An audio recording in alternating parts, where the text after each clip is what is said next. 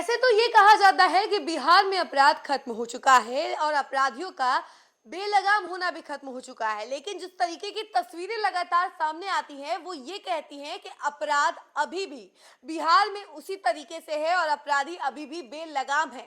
नमस्कार, news foundation देख रहे हैं आप और मैं हूं सानिया आपके साथ।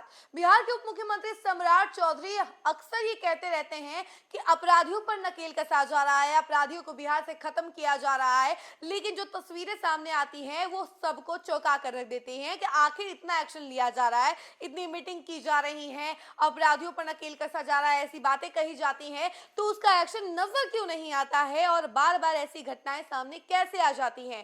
ताजा मामला नालंदा से सामने आ रहा है, जहां पर समीरा थाना क्षेत्र में एक ऐसी वारदात हुई है जिसने सबके दिलों में एक डर पैदा कर दिया है। जी हाँ, मुखिया के पति को गोली मार दी गई है, जिसके बाद से पूरे राजनीतिक गलियारों में अभी सनसनी फैली हुई है और सबको यही लग रहा है कि आखिर इतना एक्शन दिखाया जा रहा है तो ये एक्शन नजर क्यों नहीं आ रहा है।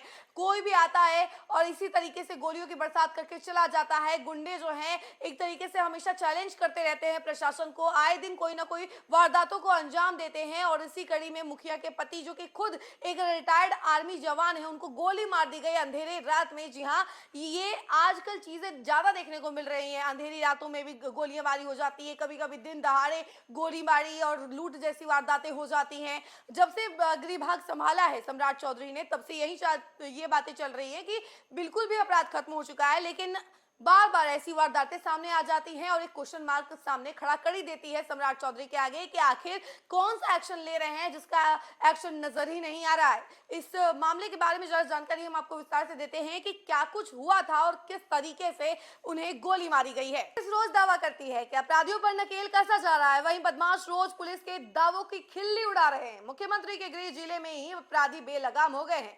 ताजा मामला नालंदा के सरमेरा थाना क्षेत्र का है, जहां बुधवार की देर रात अपराध की दुनिया की एक और खतरनाक वारदात सामने आई, जब चेरू पंचायत की मुखिया के पति दीनानाथ प्रसाद, जो खुद रिटायर्ड आर्मी जवान हैं, उनको अज्ञात हथियार बंदों ने गोली मार दिया।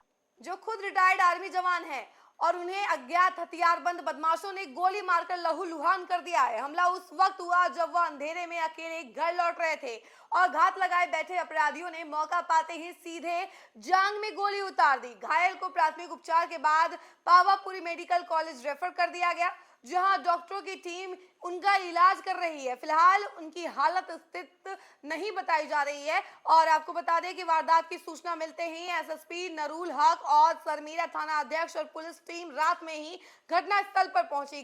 खटाल के पास जिस जगह फायरिंग हुई वहां एफएसएल टीम, डॉग स्क्वाड और टेक्निकल यूनिट को तैनात कर दिया गया। सीसीटीवी फुटेज खंगाले जा रहे हैं और पुलिस हर एंगल पर काम कर रही है कि क्या यह निकाय चुनाव की रंजिश है या कोई पुरानी दुश्मनी या फिर जमीन सियासत से जुड़ा गैंगवार है। घायल दीनानाथ या उनके परिवार ने अब तक कोई बयान नहीं दिया है, जिससे केस और पेचीदा होता जा रहा है। हमले के बाद नालंदा जिला मुखिया संघ में भारी आक्रोश है। हुसैना पंचायत के मुखिया सिंटू कुमार ने साफ कहा कि अगले साल चुनाव है और उससे पहले लगातार जनप्रतिनिधियों पर हमले हो रहे हैं। हम खुद को असुरक्षित महसूस कर रहे हैं, प्रशासन तुरंत कार्रवाई करे। मुखिया संघ ने मांग की है कि अपराधियों की शीघ्र गिरफ्तारी हो और पंचायत प्रतिनिधियों की विशेष सुरक्षा और संवेदनशील इलाकों में नाइट पेट्रोलिंग बढ़ाई जाए।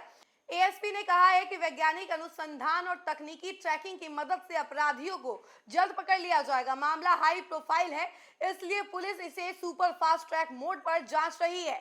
बहरहाल नालंदा में यह मामला यह साबित करता है कि अपराधियों के हौसले बुलंद हैं और जनप्रतिनिधियों की सुरक्षा अब बड़ा सवाल बनकर सामने आ रही है। जी हाँ, एक तरफ जहां मुख्यमंत्री का गृह जिला है, वहां पर इस तरीके की वारदातें हो रही हैं, जो कि ये सवाल खड़ा करती है कि आखिर प्रशासन कर क्या रही है। आपको बता दें कि अगले साल जो है पंचायत चुनाव होना है और उससे पहले ही स्थिति काफी ज्यादा गंभीर होती जा रही है। कई सारे प्रतिनिधियों पर हमले की बातें भी सामने आ रही हैं और इसी कड़ी में जो सरपंच है, जो मुखिया है, वो ये कहते हैं कि नाइट की पेट्रोलिंग भी बढ़ा दी जाए ताकि लोग जो है सुरक्षित महसूस करें, जनप्रतिनिधि भी सुरक्षित महसूस करें। अब बताइए कि रिटायर्ड आर्मी जवान दीनानाथ प्रसाद जो है रात के अंधेरे में चल रहे थे और घर लौट रहे थे और उसी दौरान कुछ अज्ञात हथियारबंदों बदमाशों ने उन पर गोली चला दी और जिसके बाद से वो लहूलुहान हो गए, उन्हें सदर अस्पताल पहुंचाया गया।